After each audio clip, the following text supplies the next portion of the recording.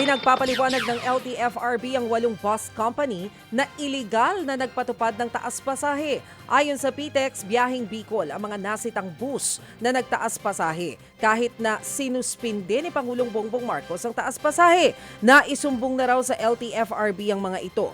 Nanawagan naman ang LTFRB na wag sanang samantalahin ang Semana Santa para maningil ng mas mataas na pasahe sa mga gustong makauwi sa kani-kanilang probinsya. Isinusulong ng isang mambabatas na imbestigahan ng Kamara ang pagsirit ng presyo ng diesel sa bansa.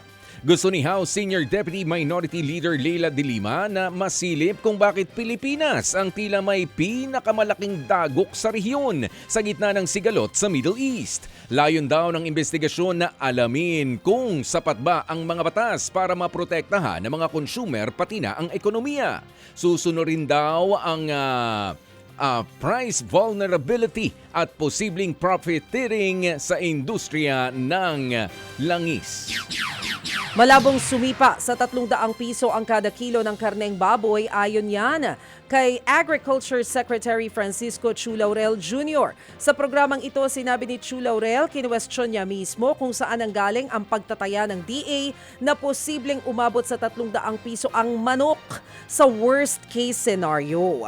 Batid naman daw ni Laurel na sumadsad ang farm gate price ng itlog dahil sa labis-labis na supply. Sa ngayon, nasa 80 piso na lang daw ang bentahan mula sa dating lagpas 100 piso. Bagamat sinabi ni Laurel na good problem ito, sinisikap na raw ng ahensya na tulungan ang mga producer.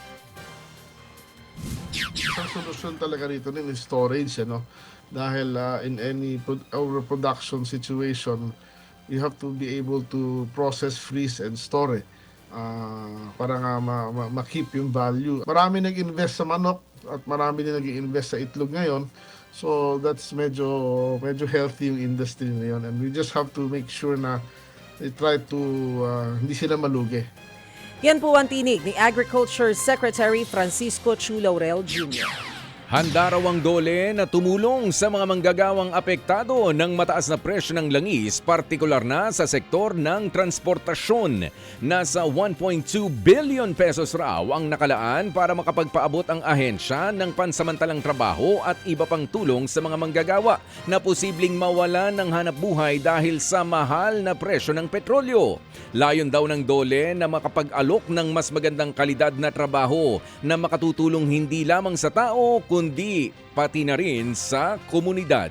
Mga kapatid, para sa iba pang mga balita at impormasyon, sundan niyo po kami sa X, Instagram, Facebook at syempre sa TikTok, True Network PH. Mag-subscribe din po kayo sa aming YouTube channel, True Network. May website din po tayo, truenetwork.ph. At pwede nyo rin po kaming mapanood sa Channel 19 ng aming True FM TV. Lagi pa rin makinig sa radyo dito po sa 105.9 True FM dahil dito, laging true sa'yo, kapatid. Ito tayo sa totoo, tunay at tapat.